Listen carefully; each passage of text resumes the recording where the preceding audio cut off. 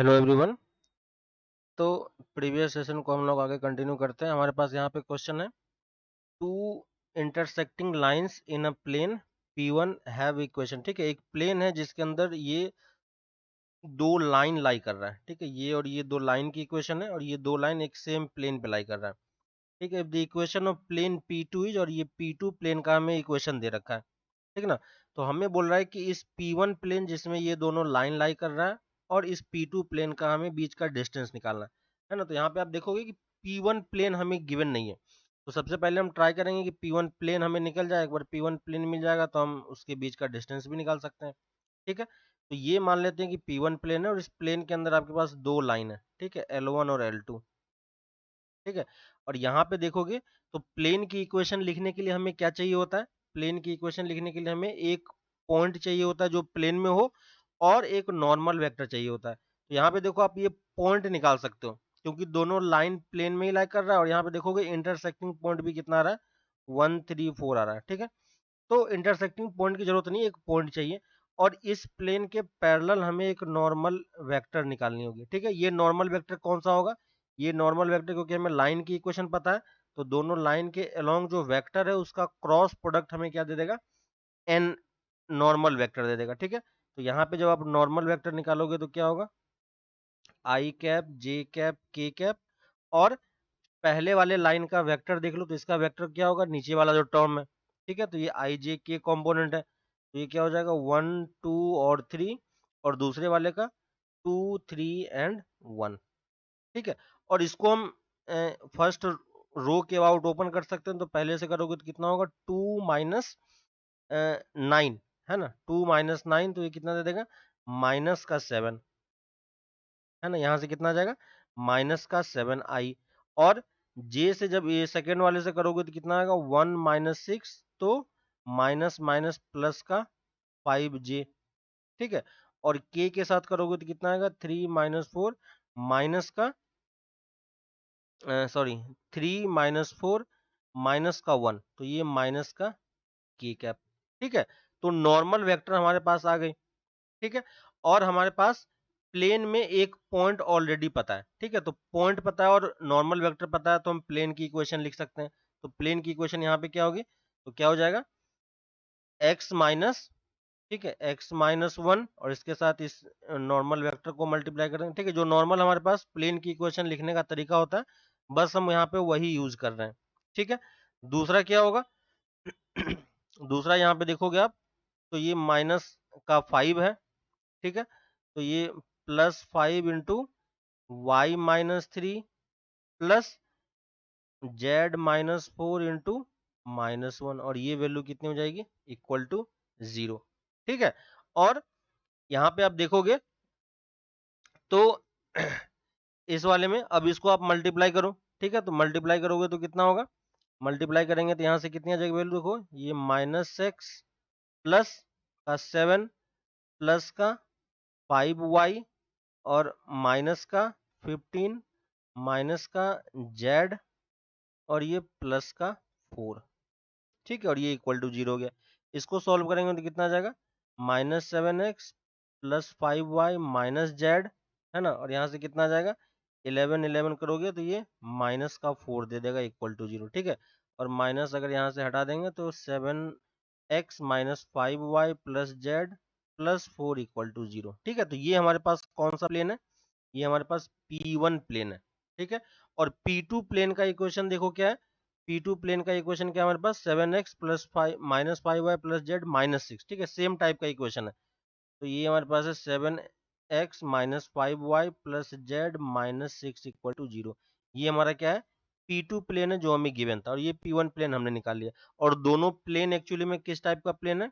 दोनों प्लेन हमारा parallel plane है, और अगर पैरेलल प्लेन है तो पैरेलल प्लेन के बीच का डिस्टेंस हम निकाल ही सकते हैं, है ना। तो डिस्टेंस क्या हो जाएगा? C2 माइनस C1, है ना। तो कितना दे देगा ऊपर में? 10 divided by square root of 7 square plus 5 square plus 1 square. ठीक है, और इसका मॉड ले लो। तो ये वैल्यू अगर आप सॉल्व करोगे तो ये कितनी आ जाएगी? 10/5√3। ठीक है, तो सिंपल पैरेलल प्लेन के बीच की डिस्टेंस हो जाएगी। तो कौन सा ऑप्शन हम यहाँ पे मार्क कर सकते हैं, है ना। यहाँ पे कौन सा ऑप्शन हो जाएगा, ये देखो यहाँ से ये 2 टाइम्स कैंसिल हो गया, तो ये 2/√3 आ गया, ठीक है। तो कौन सा ऑप्शन हो जाएगा यहाँ पे, बी ऑप्शन आप इजिली मार्क कर सकते हो, ठीक है। नेक्स्ट क्वेश्चन पे आते हैं।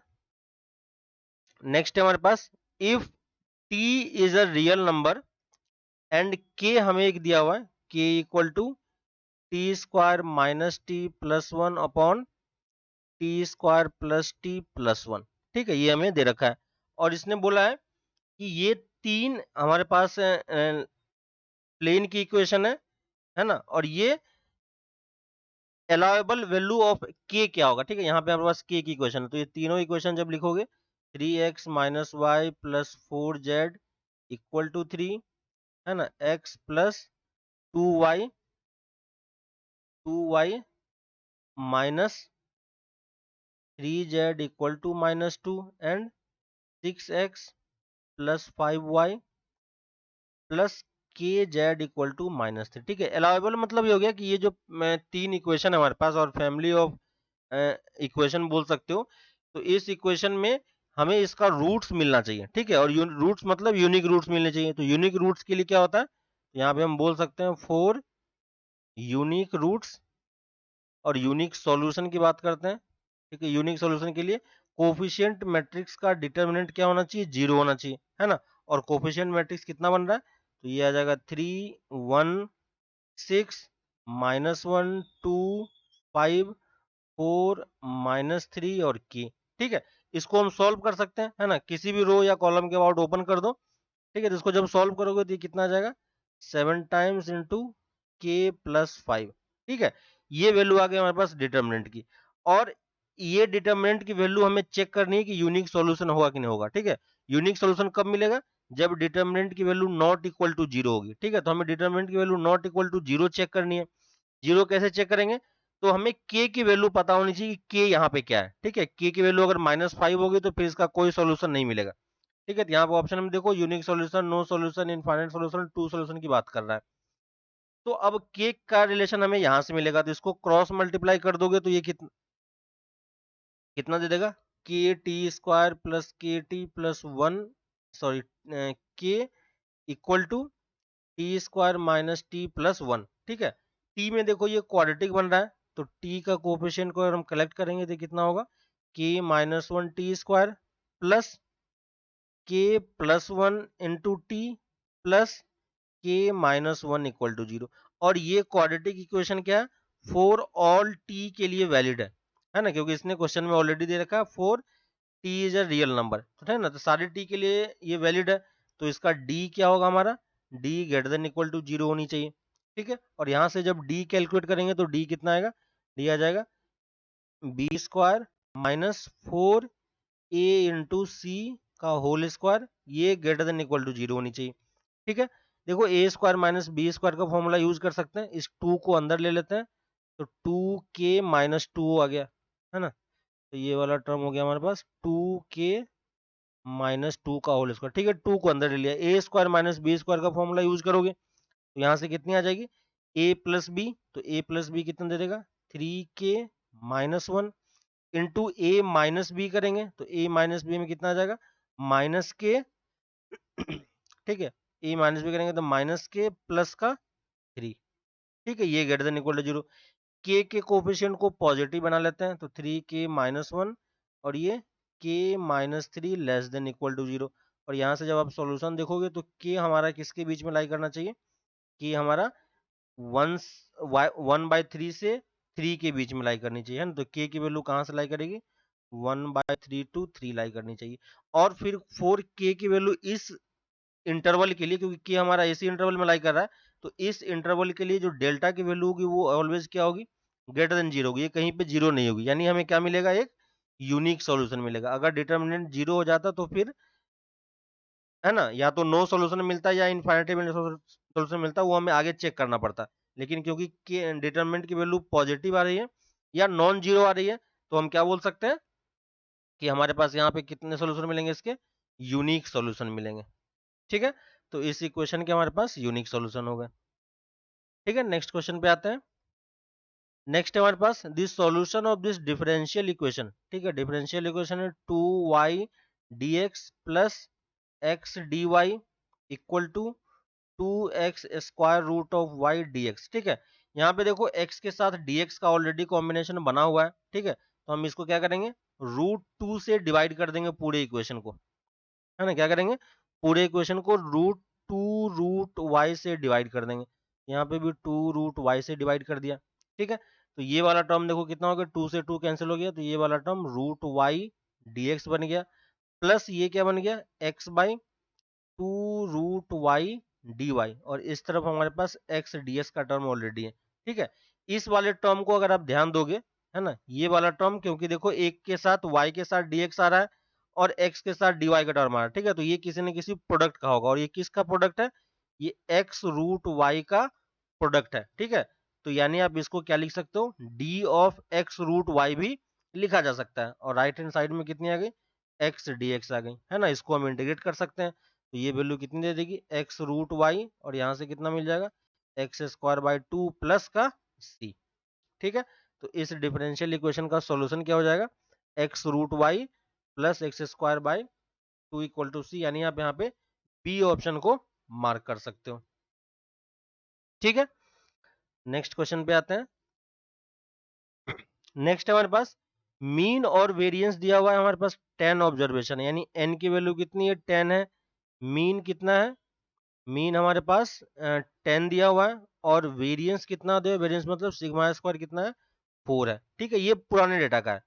अब हुआ क्या, नए डेटा में on rechecking it was found that an observation 8 was incorrect if it is replaced by 18, ठीक है। अब क्या हुआ, 8 को 18 से रिप्लेस कर दिया गया, तो n की वैल्यू तो सेम रह गई, ठीक है, मीन हमारा चेंज हो गया अब, और सिग्मा स्क्वायर हमारा चेंज हो जाएगा, ठीक है, जिसको हम n बोल रहे हैं, यानी न्यू से।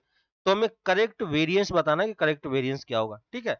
तो देखो करेक्ट वेरिएंस का फॉर्मूला क्या होगा, तो सिग्मा n स्क्वायर को हम क्या लिख पाएंगे, sigma x² by n minus X bar का स्क्वायर, ये फॉर्मूला होता है, लेकिन यहाँ पे एक्स बार क्या होगा, हमारा नया वाला होगा, और ये वैल्यू भी हमारे पास क्या होगी, नई वैल्यू हमें पुट करनी होगी, ठीक है। तो हम पहले सिग्मा नेक्स्ट नई वैल्यू निकालते हैं, तो इस वाले इक्वेशन से देखो सिग्मा एक्स की वैल्यू हमारे पास कितनी आ जाएगी, सिग्मा एक्स हो जाएगा हमारे पास 100, ठीक ना, सिग्मा एक्स कितना हो जाएगा, 100। और अगर मैं सिग्मा, है ना, यहाँ पे देखो इसको भी अगर मैं ब्रेक कर लूं तो ये क्या दे देगा, sigma x new divided by n का होल स्क्वायर, ठीक है। तो मैं सिग्मा एक्स न्यू निकालना चाह रहा हूँ, तो सिग्मा एक्स न्यू मतलब न्यू क्या हो गया कि 8 को 18 से रिप्लेस करना पड़ रहा है, तो टोटल तो सम 100 था, इसमें से मुझे 8 को हटाना पड़ेगा, तो 8 को माइनस किया और 18 को ऐड करना पड़ेगा, ठीक है। तो टोटल ये कितना हो गया, 110 हो गया, है ना। और यहां से देखो सिग्मा एक्स बार न्यू अगर कैलकुलेट करेंगे तो कितना होगा, 110/10, तो ये कितना आ जाएगा हमारे पास, 11 आ जाएगा, है ना। तो ये हमारे पास 11 हो गया। अब सिग्मा स्क्वायर से हम ये न्यू कैलकुलेट करेंगे, ठीक है। तो सिग्मा स्क्वायर का फॉर्मूला क्या होता है, ओल्ड के अकॉर्डिंग, ठीक है। तो इस वाले के अकॉर्डिंग देखोगे तो सिग्मा स्क्वायर को हम क्या लिख पाते हैं, सिग्मा एक्स का स्क्वायर डिवाइडेड बाय एन की वैल्यू 10 है, माइनस एक्स बार, और ये एक्स बार कौन सा है, पुराना वाला एक्स बार, क्योंकि ये जो सिग्मा है ये पुराना वाला एक्स सिग्मा है, ठीक है। तो एक्स बार की जगह पर हम कितनी पुट करेंगे, 10 पुट करेंगे, तो ये कितना दे देगा, 10 का होल स्क्वायर इक्वल टू, ये वैल्यू हमें 4 दे रखी है, ठीक है। इसको सॉल्व करके हम सिग्मा एक्स स्क्वायर निकाल सकते हैं कि नहीं, है ना। तो सिग्मा एक्स स्क्वायर की वैल्यू कितनी हो जाएगी, 4 प्लस 100, 104 इंटू 10, है ना, तो कितना दे देगा, 104 1040, ठीक है। तो ये पुराना वाला हो गया, और अगर मैं इसी का नया कैलकुलेट करूं तो नया कैलकुलेशन में क्या होगा, टोटल सम तो हमारे पास इतना है ही, इसमें से मुझे 8 स्क्वायर को माइनस करना पड़ेगा और प्लस 18 स्क्वायर को हमें ऐड करना पड़ेगा, ठीक है। 8 स्क्वायर 64 हो गया, 18 स्क्वायर 324 हो गया, ठीक है। तो इसको जब आप कैलकुलेट करोगे तो कितना दे देगा, 1300 हमारे पास आ जाएगा, ठीक है।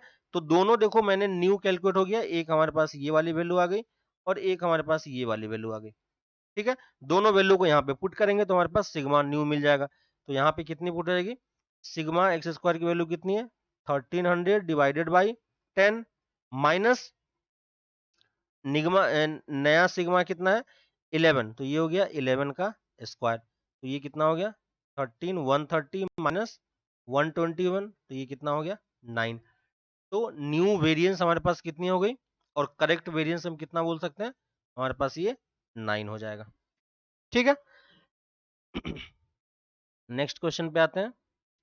नेक्स्ट हमारे पास हमें ये सीरीज दिया हुआ है, ठीक है, तो इस सीरीज का सम हमें निकालना है अप टू 20 टर्म का। तो एस लिखा हुआ है 3 प्लस 8 प्लस 16 प्लस 27 प्लस 41, और इस टाइप से ये कहां तक जाएगा, ठीक है, मान लेते हैं nth टर्म तक मान लेते हैं, ठीक है, लास्ट में n की वैल्यू हम 20 पुट कर देंगे। ठीक है, तो ये n टर्म का सम हमने लिख लिया। लेकिन अगर आप देखोगे, क्योंकि हमें ये सीरीज किसी न किसी एपी या जीपी में दिखनी चाहिए, तो यहाँ पे डिफरेंस कितने का आ रहा है 5 का, यहाँ पे डिफरेंस कितने का है 8 का, फिर यहाँ पे डिफरेंस कितने का है 11 का, है ना। तो देखो इन दोनों इस सीरीज का डिफरेंस किस में आ रहा है, डिफरेंस हमारा एपी बन रहा है। ठीक है, तो डिफरेंस वाले क्वेश्चन को कैसे करते हैं, सेम इसी सीरीज को हम क्या करेंगे, एक शिफ्ट करके लिख देंगे। तो एक शिफ्ट करके लिखोगे तो ये क्या बन जाएगा, इस टाइप का टर्म बनेगा, और इसके जस्ट नीचे कौन सा टर्म आएगा Tn-1, और एक Tn टर्म आगे शिफ्ट हो जाएगा। ठीक है, और इसके बाद इसको क्या करेंगे हम, सब्ट्रैक्ट कर देंगे। तो सब्ट्रैक्ट कर दोगे तो यहाँ पे ये वाला टर्म क्या आ जाएगा, 0 आ जाएगा, यहाँ पे 3 आ जाएगा, और ये कितना आ जाएगा 5 प्लस 8 प्लस 16, ठीक है, सॉरी, यहाँ से 5 आया, फिर यहाँ से 8, यहाँ से फिर 11, और इस टाइप से बढ़ता जाएगा। लास्ट टर्म क्या होगा, लास्ट टर्म माइनस Tn हो जाएगा। ठीक है, क्योंकि हमने सब्ट्रैक्ट किया तो सबका साइन चेंज हो जाएगा, है ना।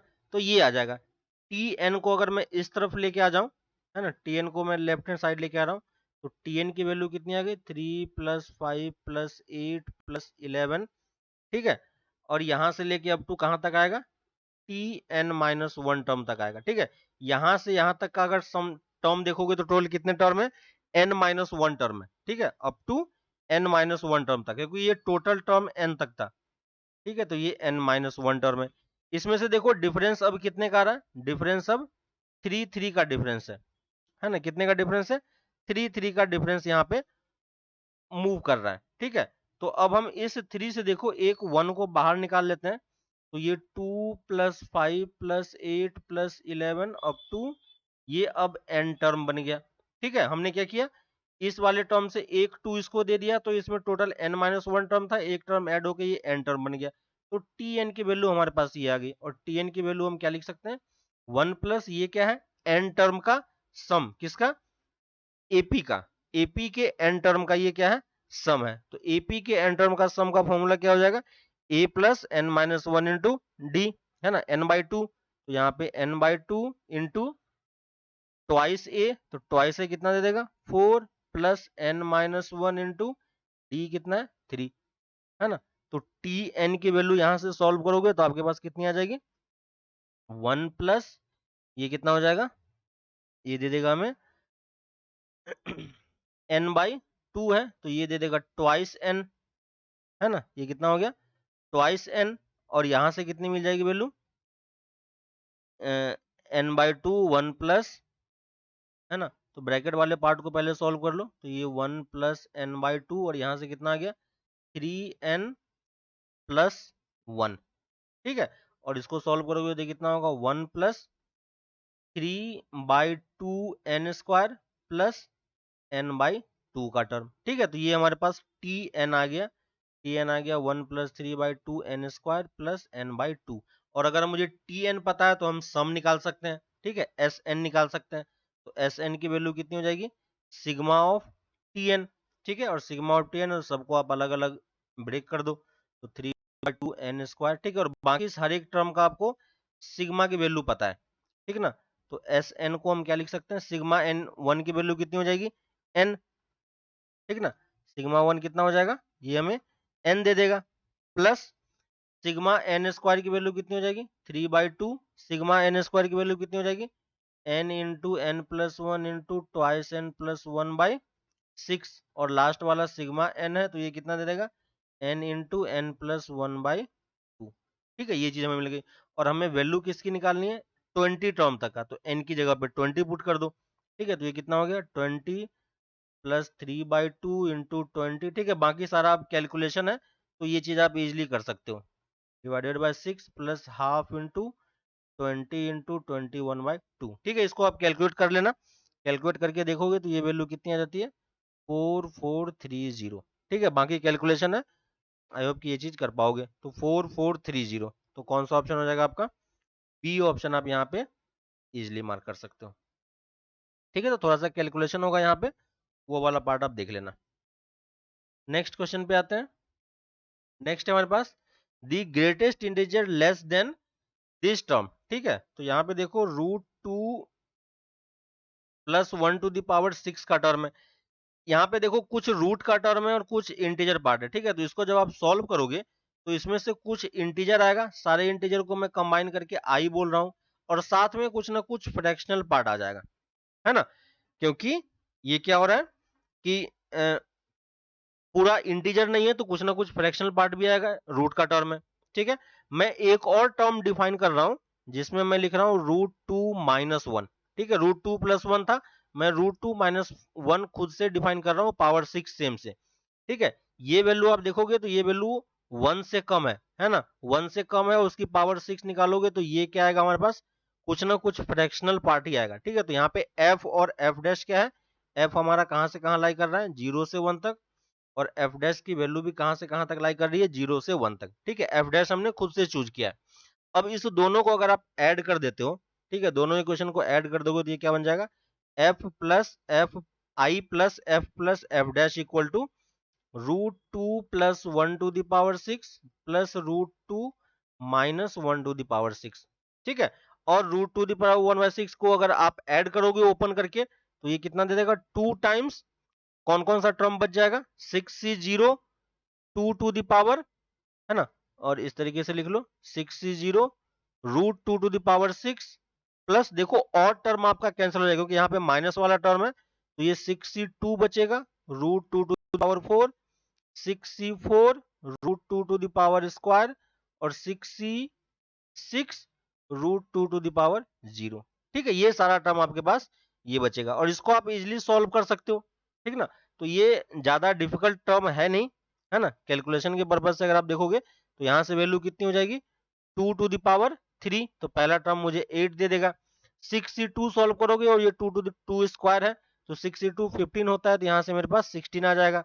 थर्ड टर्म चेक करोगे तो ये 30 दे देगा और लास्ट वाला टर्म हमें 1 दे देगा, ठीक है। तो टोटल कैलकुलेशन करोगे तो ये कितना आ जाएगा 198 आ जाएगी, और 198 की वैल्यू क्या किसके इक्वल है 1 प्लस एफ डैश की, ठीक है। अब देखो एफ प्लस एफ डैश की वैल्यू किसके इक्वल होगी, ठीक है। तो देखो एफ प्लस एफ डैश अगर हम करते हैं तो F plus f dash in दोनों को अगर ऐड करोगे तो ये वैल्यू किसके बीच में लाई करेगी 0 से 2 के बीच में, है कि नहीं।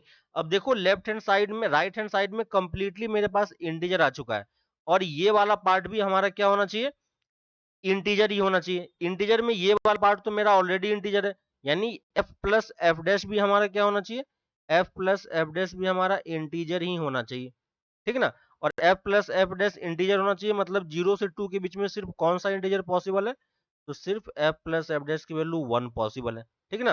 तो यहाँ से एफ प्लस एफ डैश की वैल्यू कितनी आ गई 1 आ गई, तो आई प्लस 1 की वैल्यू कितनी आ गई 198, तो आई की वैल्यू हम कितनी बता सकते हैं 197, ठीक है ना। अब देखो जो चीज हमें इसने कैलकुलेट करने के लिए बोला था ग्रेटेस्ट इंटीजर, इसका मुझे ग्रेटेस्ट इंटीजर निकालना था, ठीक है। तो इसका ग्रेटेस्ट इंटीजर कौन सी वैल्यू थी आई ही थी, है ना। और आई की वैल्यू हमारे पास कितनी आ गई 197, तो हम कौन सा मार्क कर सकते हैं बी ऑप्शन आप यहाँ पे इजिली मार्क कर पाओगे, ठीक है। नेक्स्ट क्वेश्चन पे आते हैं। नेक्स्ट हमारे पास एक टर्म दिया हुआ है cos x माइनस का sin x इक्वल टू -π/4, ठीक है। और जो x है हमारा x किसके बीच में लाई कर रहा है 3π/4 से π/2 के बीच में। हमसे किसकी वैल्यू पूछी है cot x/2 पूछा है, ठीक है। तो यहां से अगर x/2 निकालोगे तो x/2 कितना हो जाएगा 3π/8 से लेके ये π/4 तक आ जाएगी वैल्यू, ठीक है। और cot x/2 है तो यहां से अगर cot x/2 कैलकुलेट करोगे तो ये वैल्यू किसके बीच में लाई करेगी √2 - 1 से लेके 1 के बीच में, ठीक है। तो ये इंफॉर्मेशन हमारे पास अवेलेबल है, इससे हमने चीज कैलकुलेट किया।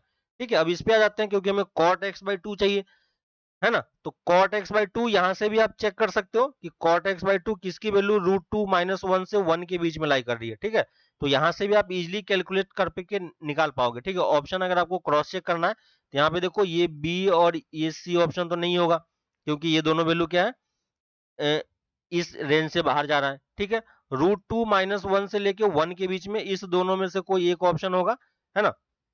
वो आपको थोड़ा सा चेक करके देखना पड़ेगा कौन सा ऑप्शन यहाँ पे लाई करेगा।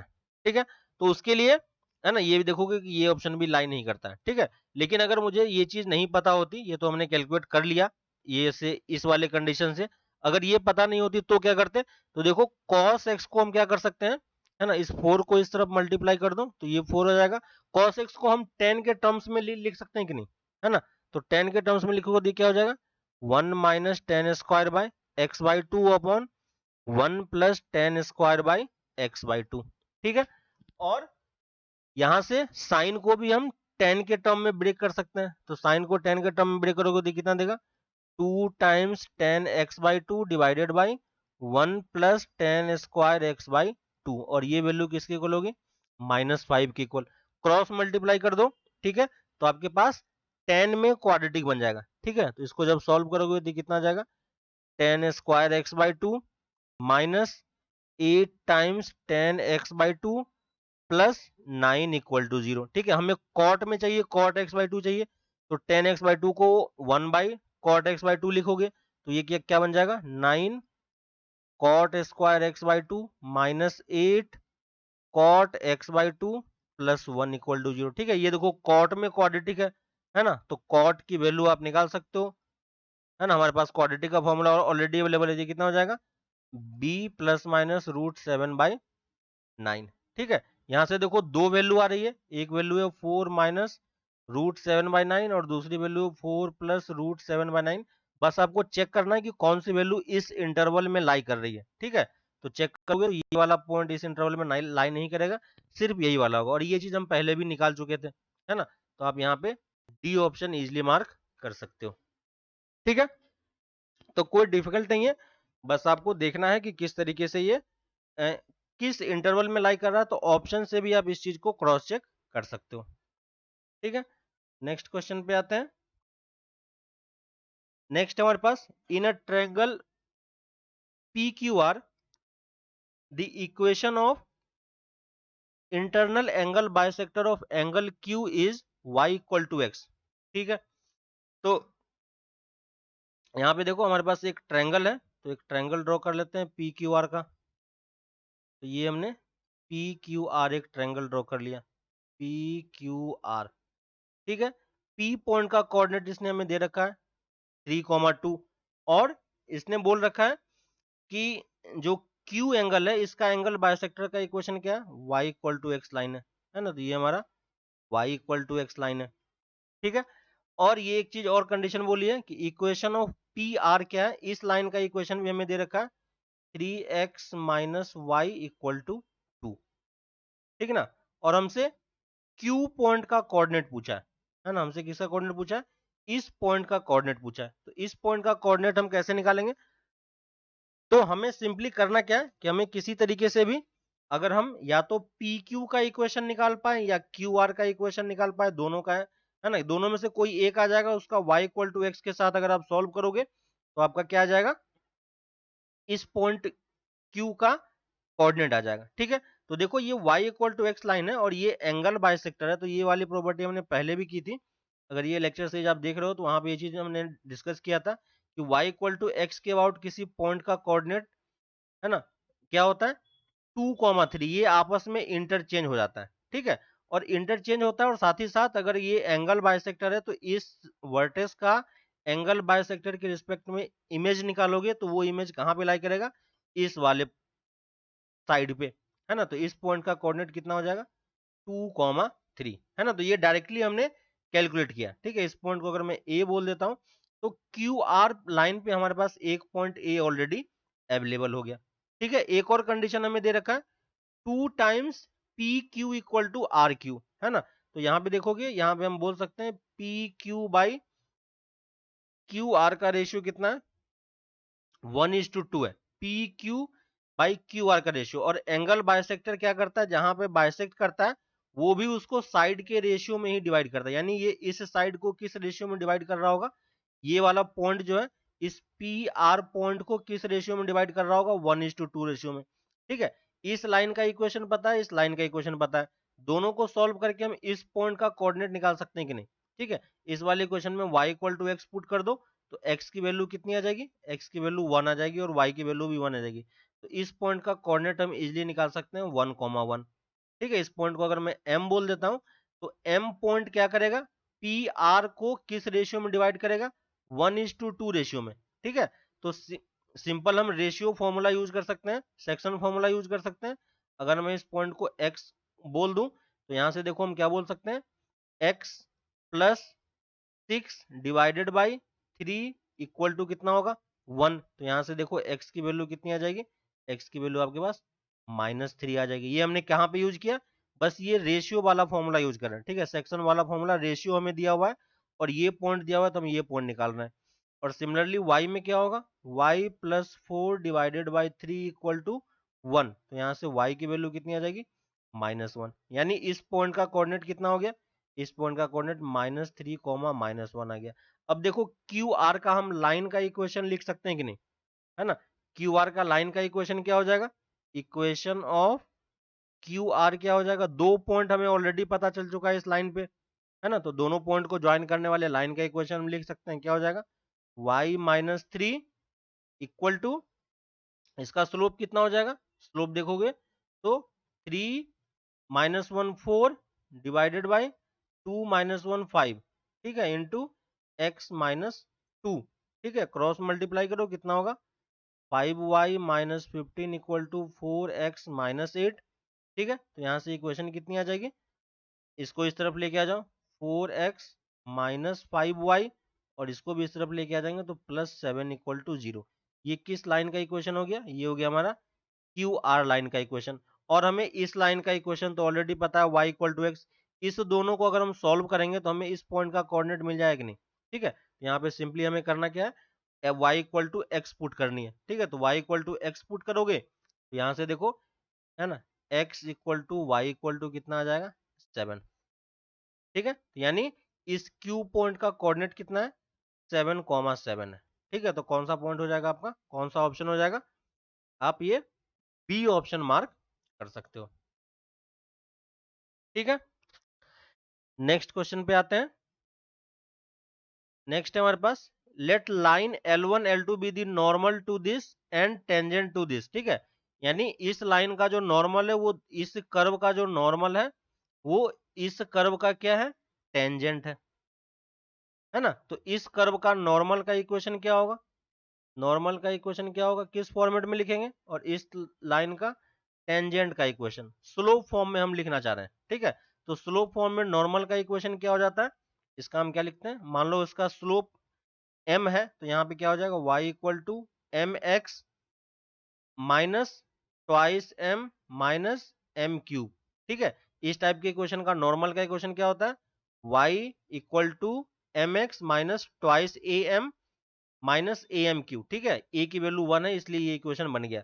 और यहाँ पे इस टाइप के इक्वेशन का टेंजेंट का इक्वेशन क्या होता है, तो टेंजेंट का इक्वेशन आप डायरेक्ट लिख सकते हो, इस टेंजेंट का इक्वेशन, है ना। तो यहाँ पे मैंने नॉर्मल का स्लोप m लिया हुआ है, यहाँ पे मैं टेंजेंट का स्लोप k ले लेता हूँ, क्या हो जाएगा, y इक्वल टू के एक्स प्लस, इसमें a की वैल्यू कितनी है, 3 है। ठीक है, और -3 है, तो माइनस माइनस ये प्लस दे देगा, तो ये हो जाएगा 3k²। ठीक है, और ये दोनों चीज अगर सेम है, क्योंकि यही बोल रहा है कि एक इसका नॉर्मल और इसका टेंजेंट है, सेम ही लाइन है। ठीक है, तो ये दोनों आपस में क्या होनी चाहिए, सेम होनी चाहिए। और अगर ये दोनों आपस में सेम है तो हम क्या बोल सकते हैं, दोनों को हम कंपेयर करेंगे, इस दोनों को कंपेयर करो, तो k की वैल्यू किसके इक्वल आ गई, m के इक्वल। ठीक है, x का कोएफिशिएंट और कांस्टेंट टर्म कितना आ जाएगा, 2m प्लस एम क्यू की वैल्यू कितनी हो जाएगी, -3k² की। ठीक है, m इक्वल टू के यहाँ पे पुट कर दो, है ना, और k equal to m put कर दो, तो ये कितना हो जाएगा, 2m plus m cube minus equal to -3m²। ठीक है, एक m देखो कैंसिल हो जाएगा, m की वैल्यू हम 0 नहीं ले सकते, क्यों नहीं ले सकते, क्योंकि यहाँ पे क्वेश्चन में इसने बोला है कि L1 L2 are not x axis, ठीक है, एक्स एक्सिस नहीं, यानी एम की वैल्यू हम जीरो पुट नहीं कर सकते, ठीक है, तो एम की वैल्यू जीरो नहीं होगी तो ये क्या हो जाएगा, twice plus m square equal to minus three m, ठीक है, तो इक्वेशन क्या हो जाएगा, m square plus three m plus two equal to zero, यहाँ से एम का रूट क्या मिल जाएगा, एम इक्वल टू फैक्टर बन रहा है minus one and minus two, ठीक है, तो ये हमारे पास दोनों लाइन का स्लोप मिल गया, तो हमें क्या पूछा है, absolute value of the difference of the slope, ठीक है, तो m1 हमारे पास माइनस वन है, m2 हमारे पास माइनस टू है, तो दोनों का डिफरेंस लेके मॉड ले लेंगे, ठीक है, m1 माइनस m2 का मॉड की वैल्यू कितनी हो जाएगी, वन के इक्वल हो जाएगी, तो कौन सा ऑप्शन हम मार्क कर सकते हैं, सी ऑप्शन आप यहाँ पे इजिली मार्क कर पाओगे, ठीक है। नेक्स्ट क्वेश्चन पे आते हैं। नेक्स्ट हमारे पास ये लिमिट सॉल्व करनी है, लिमिट है x tending to infinity, limit of x tending to infinity ln x का whole square divided by two plus three का एक्स स्क्वायर, ठीक है, x टेंडिंग टू इंफिनिटी भी ये कौन सा फॉर्मेट बन रहा है, इन्फिनिटी बाई इन्फिनिटी फॉर्मेट बन रहा है, तो हम LH रूल तो लगा ही सकते हैं, ठीक है, तो यहाँ पे LH रूल लगाओगे तो ये वैल्यू कितनी हो जाएगी, ये कितना दे देगा, two ln x divided by one by x, ठीक है, वन बाई एक्स तो नीचे x आ जाएगा और इसका डेरिवेटिव कितना होगा, इंटू सिक्स एक्स, है ना, ये कितना दे देगा, सिक्स एक्स, तो ये वैल्यू कितनी आ गई, तो ये फाइनली मिलके क्या दे देगा, सिक्स एक्स स्क्वायर, ठीक है, टू से टू कैंसिल होके ये थ्री दे दिया, ठीक है, अभी भी ये किस फॉर्मेट का है, इन्फिनिटी बाय इन्फिनिटी फॉर्मेट का है, एक बार और एल एच रूल लगाएंगे तो limit x tending to infinity, ऊपर वाले का डेरिवेटिव वन बाई एक्स और नीचे वाले का डेरिवेटिव सिक्स का एक्स, तो ये कितनी हो गई, सिक्स एक्स का स्क्वायर, और x tending to infinity put करोगे तो ये वैल्यू किसको टेंड कर जाएगी, जीरो को, ठीक है, तो यहाँ पे कौन सा ऑप्शन आप मार्क कर पाओगे, डी ऑप्शन आप इजिली मार्क कर सकते हो, ठीक है, तो अभी के लिए फिलहाल इतना ही रखते हैं, आप क्वेश्चन ट्राई करते रहो और किसी में कुछ डाउट आता है तो आप पूछ सकते हो, हम उसको आगे क्लास में डिस्कस करेंगे, ठीक है, तो मिलते हैं फिर नेक्स्ट क्लास में, चलो बाय।